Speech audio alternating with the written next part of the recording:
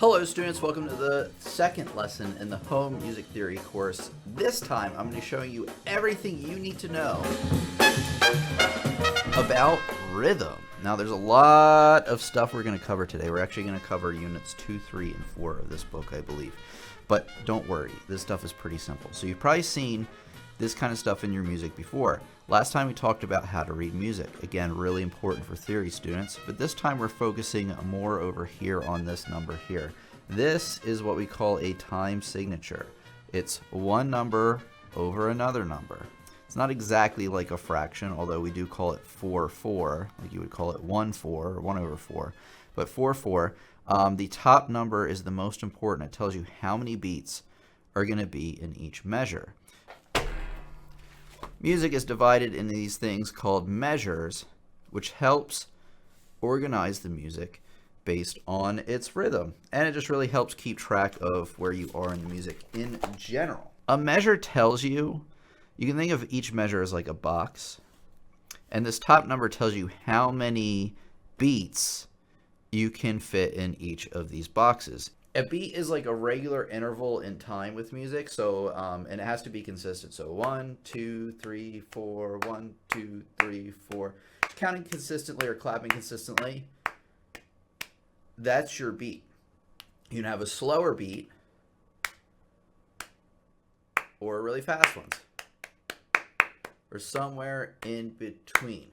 And the speed of which the beats go by is what we know as the tempo. So in this time signature, we can hit 4 beats, 1, 2, 3, 4, in each of these boxes. So like over here is a measure. You got beats 1, 2, 3, 4. We'll talk more about that in a second. Now we're going to talk about note values. I call these note durations as well, if you've seen my other videos. And a note value is one of these things. You've probably seen these before. So each type of note has a stem on it right here and a head. A stem and a head. And then this one is the exception. It doesn't have a stem, but it does have a head on it. And depending on like what kind of stem it has, or whether it's filled in, open, or kind of open without the stem, tells you basically how long you're going to be playing that note. So a quarter note gets 1 count apiece. So 1, 2, 3, 4. The reason we're counting to 4 is that we have to count up to 4 in each measure. That's what that top number tells us. The bottom number indicates what type of note receives 1 beat. So in the beginning, in all your beginning music starting out, if it ends in a 4, that tells you your quarter note, which we just talked about, this guy, gets 1 count. There are time signatures where the quarter note does not get 1 count, but we're not going to talk about those today, really just for simplicity's sake. So here's your quarter note, worth 1 apiece. You're going to now double that with 2 beats with the half note. 1, 2, 3, 4. So if I was clapping that, I would count 1, 2, 3, 4. I'm actually hitting it on beat 1, and I'm holding it over for beat 2. I'm hitting it on beat 3 and holding it over on beat 4. You can fit, obviously, 2 half notes in a measure of 4/4. The whole note takes up the whole measure. It's going to be worth 4 on its own. So the most important thing out of this page so far are these 3 little things. You got your quarter notes, 1, 2, 3, 4. Half notes worth 2, and then whole notes worth 4. And then your time signature, also pretty important. So what we're going to do is we're going to do some simple math. I'm only going to do a few of these because I do want you to learn and practice on your own a little bit. So you're just adding these 2 together. So 1 plus 1 equals 2. We know that this one's 1, right? Because that's our quarter note. How many is this worth? Well, hopefully you said 2. So you got 2 plus 1 equals 3. We're going to skip over to this one. You got, what kind of note is this? Well, this is your whole note, right? It's worth 4. And for now, you can look up this way if you need to. 4 plus 1. Even in your head say like what notes they are. So whole note 4 plus quarter note 1. 4 plus 1 is 5. And then you can do these, on your own. Now, this is probably the most important example on the page, I think, in terms of like the practice example. Draw bar lines and a double bar line at the end. Here, I'll draw you the double bar line. That makes it easy. All the double bar line means is it means that the piece is over. Sometimes it's the best line in the whole piece, depending on how hard it is. But what you're going to do is every time, we have 4, 4, every time the beats get to 4, you are going to draw a line. And they made it easy for us because they actually count out each of these. 1, 2, 3, 4. Now, there's something, well, let me just keep going through. I'll let you do that one all on your own. Then after that, they want you to draw stems on the notes where it makes sense. So this first one's a whole note. Remember, the whole note's the only one without a stem. So therefore, all of the other notes in the rest of the example need stems. Pretty easy. This one I really like too, because what you're doing is they give you how many beats you need, 4 obviously, and you have 2 beats taken up, and then you have to figure out how many notes or what notes you're going to add to fill up the rest of the 2 beats. So you can either draw a half note or you can draw 2 quarter notes. So you can, so long as it fills in those 4. You can't go over 4. So I wouldn't put a half note, another half note, and a quarter note. That would be too many. So I think you can probably figure this out on your own, and it should be pretty easy. Now, the other side of things, so in music, sometimes you're playing, sometimes you're resting, and this page is all about the rests. So just like you have quarter notes, half notes, and whole notes, you have quarter rests. This time they put it over here for some strange reason. Half rests and whole rests. Quarter rest looks like a Harry Potter lightning bolt, sort of. That's the way I think of it. It's very unique looking. You can't miss it. Now these two get everybody because they look identical almost. And I don't like that they did this, but the half rest, it sits on the 3rd line. You see how it kind of looks almost like a top hat kind of thing? Like here's the line of the top hat, and then you have the hat itself.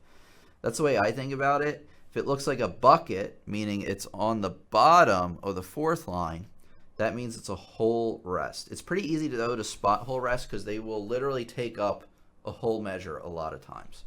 The quarter rest is worth 1 beat, except you won't be playing for 1 beat. So let's count out a full measure of 4 quarter note rests. Ready? And I'm going to clap is when I hit the notes. Ready? 1, 2, 3, 4. There, we did it. We didn't have to count or clap anything. So now let's take a look at something a little different where you have a quarter note, nothing on beat 2, quarter note 3, nothing on beat 4. So let's count this together. This would be counted like this. 1, 2, 3, 4. And actually I should lift off when I hit 1, 2. I shouldn't be playing at all because remember when we're clapping, we're signifying that we're playing. That's like with the whole notes where I went 1, 2. That meant we're holding it. So really it should be 1, 2, 3, 4 because you want that silence. That's really important on beats 2 and 4. A lot of students will hold notes over, and that's a big mistake they make. Here you have a half note and a half rest. So now you have 1, 2, 3, 4. Just like that. And then the whole rest, we already counted that. 1, 2, 3, 4. I think, all right, it took me a second to understand what this exercise is telling you. So they're telling you how many of these can fit into one of these. They don't really explain it that well in the directions. So 2 half notes, right, they're worth 2 apiece, can equal a whole note. How many quarter notes can equal a half note? Well, 2. Again, I'm not going to give you all of these. How many half notes can play in 4 quarter notes? So basically, how many times can 2, go into 4? 2 times. 2 times 2 is 4. Same thing with this. Like, if you need to, draw out like how many beats they're worth. So how many 1s can fit in 2? Well, you got 2, right? Or 2 divided by 1. So you can do it that way. You can use arithmetic, or you can like literally visualize it out. How many whole notes can fit in 4 quarter notes? I'll let you do that one. And then over here, we'll just do one of these. How many half rests worth 2 can fit in 4 quarter rests? That's worth 2 beats. So that's going to be 2, right? You can literally fit 2 half rests in that value. Now they want you to sketch these out or trace them. You can do that all on your own.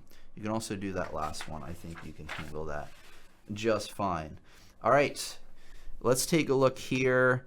Okay, ear training. So there is a CD hopefully at the back of your book. You can do these all on your own and listen to those, fill out which ones you hear, things like that. Again, so say I have this one here, right? You have 4 beats in a measure and you only hear this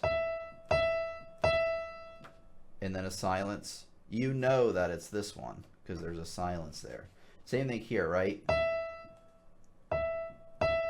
You know, you heard a silence in there. Therefore, you know immediately that you have a rest. If you hear longer notes, you know that it's something like this. So use your logic, you know, rest, rest.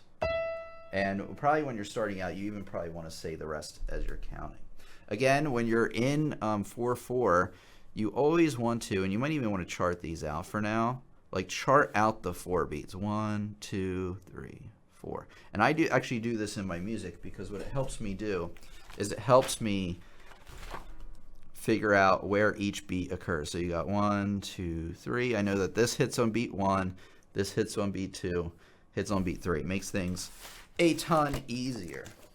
I'm going to let you do the entire review on your own. It's really a review. So it's all the stuff we talked about so far. Again, the answers are actually towards the back of the book. You know, you'd have to find the right sheet. However, only do it if you're stuck, and only do it after you've completed the worksheet on your own. To double check, it's not to cheat. If you cheat, you don't learn. Okay, this one is going to go quick, this unit, I think, because it's literally the same stuff, except now we're talking about 2/4. Now, what's the big difference? 4 on the bottom's the same, meaning the quarter note gets 1 beat.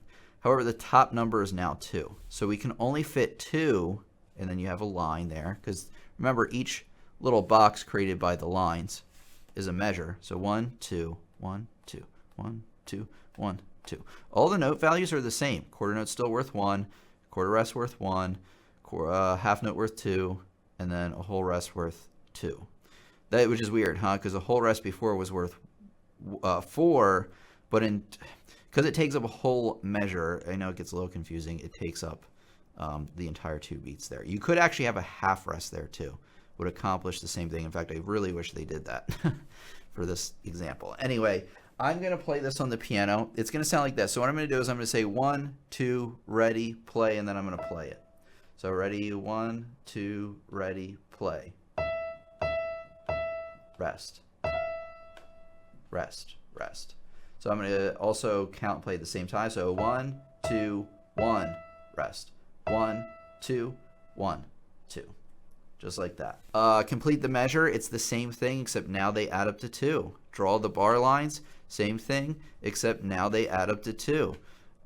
Rewrite this 4/4 into 2/4 below. It's literally the same thing, guys and girls and everybody, except that now you're literally just drawing an extra line in between. That's the only difference between 2/4 and 4/4 for now. There are other differences, but I'm not going to confuse you on that today. In terms of counting, that's the only difference. You're just counting to 2 and 4.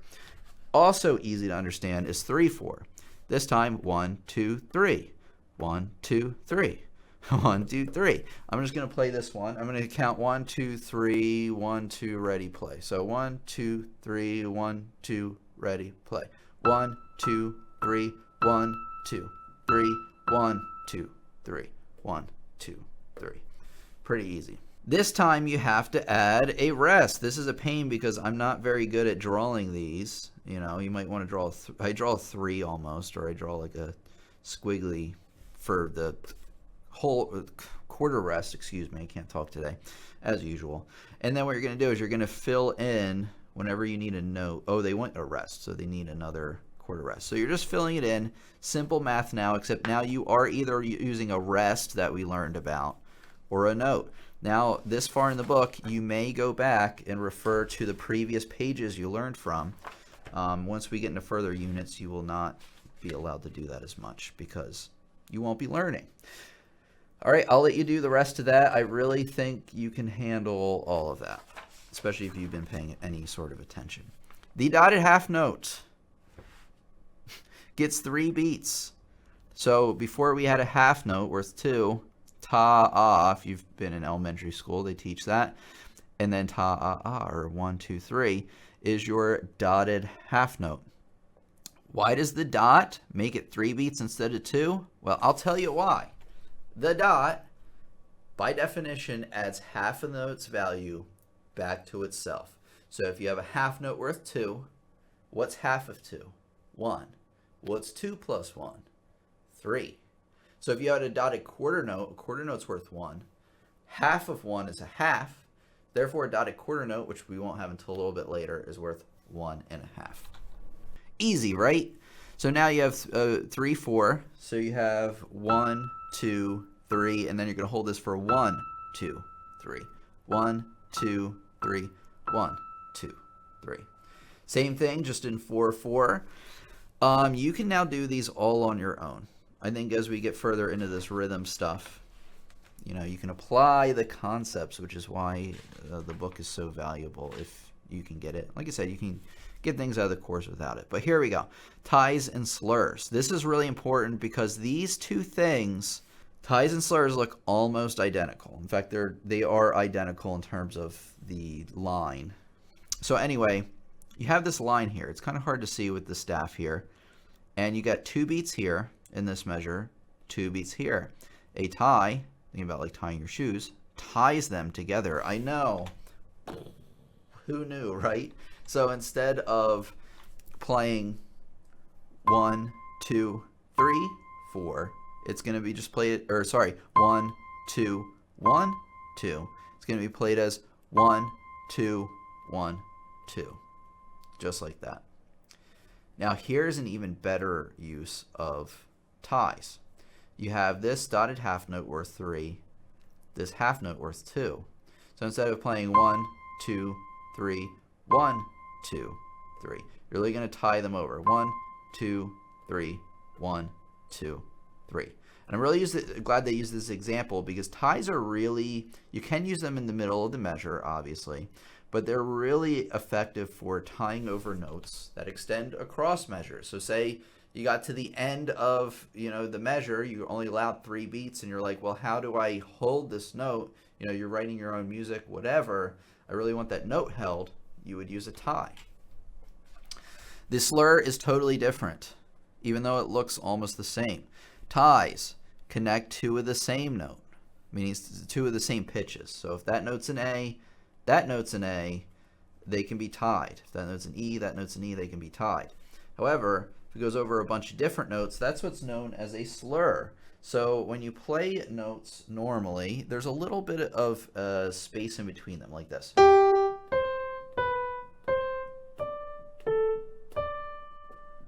And then when you have the slur, you're actually connecting them together,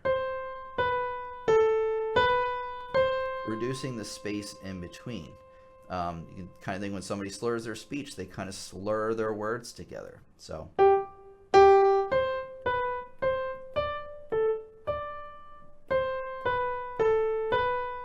hear that? And by doing this is how I do this on the piano. I'm literally only lifting up off one note when I press the other. Whereas the opposite of that would be like a staccato. It would be something like that. Okay, moving right along, we have lots to cover. I think you can handle that page as well. You can handle the ear training probably.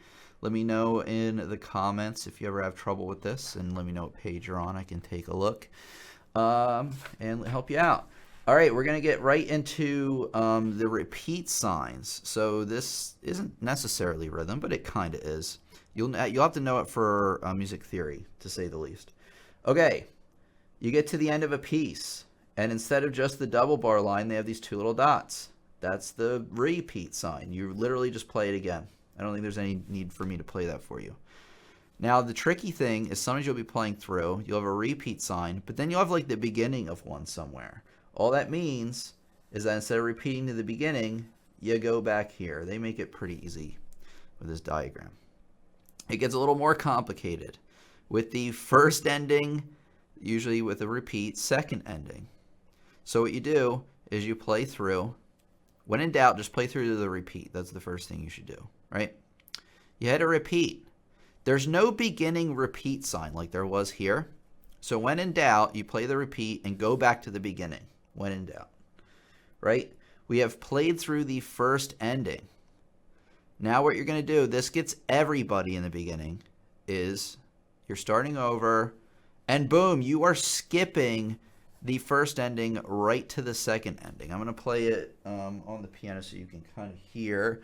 So here we go.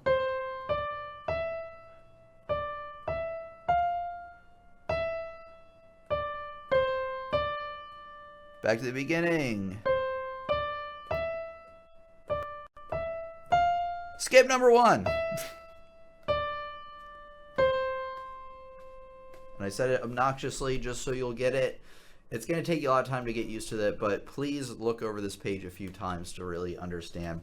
What they're telling you, the exercises also help you with this as well. You're rewriting this example with the repeat sign. So all you got to do is write these 4 measures and put a repeat sign in there because they've written them out twice. Same thing with this. Again, if you have any questions about this, let me know in the comments of this video. Eighth notes. Eighth notes. Eighth notes get half of a beat. So you're like, what? How do you count half of a beat? Since the smallest amount of beats we've been counting is 1. Well, here is how you do it. So you still have your 1, 2, 3, 4 beats if you're in 4/4. Here is your quarter note. 1, right? 1. We did it. We did it. All right, now what you got to do is you have to divide that into 2 parts, to 2 halves. And we do this with this ampersand sign, but more commonly it's written as a plus sign, at least that I've ever been taught. And we don't call it ampersand, we don't call it plus, we call it and, which a lot of people know as ampersand anyways. So 1 and 2, or 1 and, just like that. So now let me explain this because this is very important. Say I have 4 quarter notes. 1, 2, 3, 4. We're also in 4/4 time signature. Again, 1, 2, 3, 4. When you're counting eighth notes, you don't want to go 1 and 2 and 3 and 4 and. Because what have I done? I've played that same amount of beats over twice as much time. You have to what we call double timing it or subdividing it. So in the time I count this 1, 2, 3, 4, I still have to hit the same numbers on the eighth notes, like the 1 and 2 and 3 and 4 and. The numbers still need to line up in the same place. So when you're counting 1, 2, 3, 4, going in the eighth notes are counted twice as fast. 1 and 2 and 3 and 4 and, because you still have the 1, 2, 3, 4, just breaking them up into halves. Very important, by the way. So again, 1 and 2 and that is equal to a half note worth 2. 1 and 2 and 3 and 4 and, that's literally a whole measure of 4/4, and that's equal to a whole note or 2 half notes or whatever you want to do with math. Now this gets everybody. A lot of people, well, I'll demonstrate this in a second, but you can break a half note, or sorry, a eighth note worth half of a beat into its separate parts. So you can have a single eighth note without its pair there. It gets in a little bit more complicated rhythms. But when you do that, you break it off and the flag just kind of like falls to the side like that. You know, it doesn't look like this like you would expect. It looks like that. You know, gravity has taken its toll and it's like, I'm depressed now. Anyways, so a lot of people ask me though, why do sometimes the stems point up and why do they point down? And believe it or not, I didn't understand this for a long time because I never put too much thought about it. Is the stems will point up when you're on the middle line and below. And that's so it saves space, right? Because if you had this note here and it had a lower stem, it would go down into this white space. Not a big deal, right? However, a lot of times you have other music written there, and it would blend in with that music. I think I described this in one of the other lessons, so I won't go too much into it. But that's why. And then when you go up past the middle line, the stem goes the other way. The stem wants to go into the staff itself. Like here, look, they go up into there rather than down into the white space. So if you're drawing notes, they're going into the white space, you know you're doing something wrong. I was going to say a different way. That's not good for YouTube, but that's okay. You're doing it wrong. All right, add stems. I think you can handle all that stuff. If you have any questions, again, let me know in the comments. I'll help you out. Eighth rests. So like we had rest for every rest counterparts, basically, for every note that we had, quarter note, half note, whole note, quarter rest, half rest, whole rest, we have eighth rests. They look like a weird, I don't know, curly Q, kind of like that. I can actually draw that one. Here we have a whole measure in 4/4 of eighth rests, 1 and 2 and 3 and 4 and. Here, I'll play it on the piano. Ready? 1 and 2 and 3 and 4 and. No piano required because it's literally resting. You don't play. Trace some rest. You can do that all on your own. I will play this one for you. So here you go. This one's going to be played 1 and 2 and 3 and 4 and. Now, whenever I'm playing rhythm, I do what's called planning for the attack points, which is basically what beats along here, or am I actually hitting notes on? 1 and for sure, 2 and are clear. So, and then my next point of attack is going to be on beat 3, off for and, 4 and. So 1 and 2 and 3 and 4 and. Careful to lift up off this note when you hit here. It's a rest. Remember I said students often will get lazy and do this. 1 and 2 and 3 and 4 and. Well, I messed it up because I actually played quarter notes there instead. All right, you can handle the rest, I believe. Just looking through, making sure. There could be a little bit of trickery here or there, but, you know, that's kind of the whole point. I think probably what we're going to finish out today, maybe, is the dotted quarter note, which I already taught you earlier in the lesson if you were paying fine attention to what I was saying. So remember that a dotted quarter note gets 1.5 beats because you have a quarter note worth 1 plus half of its note value added back to itself. So now you have 1.5. Now, how in the world do we count this? Well, they've actually made it pretty easy for a change.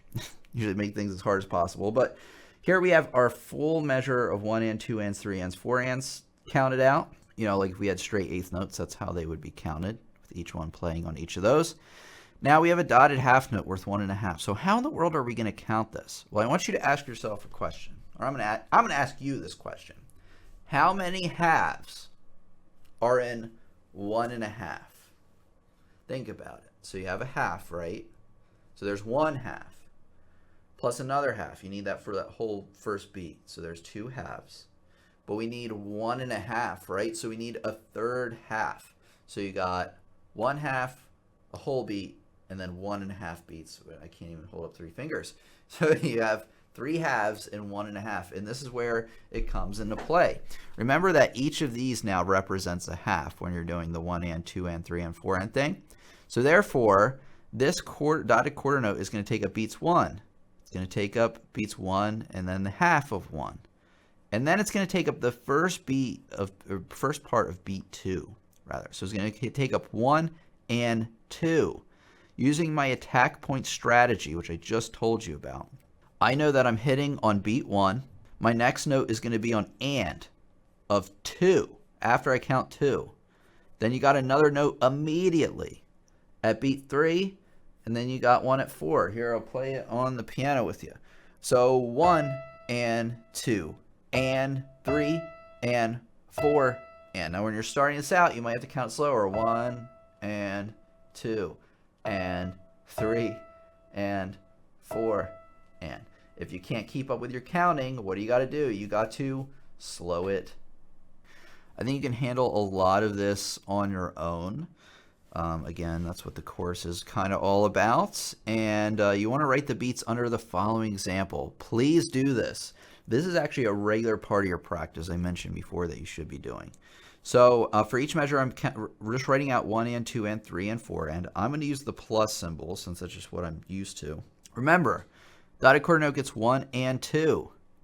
This next beat is going to hit on and after 2. Again, planning my attack points with those arrows if you need to. This helped me when I was starting out. 3 and 4 and. So counting it out, playing it. 1 and 2 and 3 and 4 and. Just like that. And I'm going to let you play the rest. 1 and 2 and 3 and 4 and so on and so forth. In each measure, there are natural strong beats. So in 2/4, it's all beat 1, by the way, no matter what, is the strong beat. No matter whether you're in 1/4 or 2/4, 3/4, 4/4, it doesn't matter, right? And that's what you got to keep in mind. Beat 1, number 1, is the strongest. And we'll talk more about this as we go along. Make sure to read this page as well. And then in 4/4, the thing you have to keep in mind that beat 1 is the strongest, 2.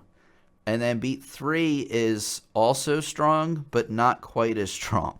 So just remember, in every time signature, beat 1 is the strongest. And then and if you have 4/4, beat 1 and 3 are the strongest, with 1 being like the real strong one. If you think about it, when you're starting a piano piece, you know, like say you're playing Jingle Bells. I use this example all the time just because it's so easy.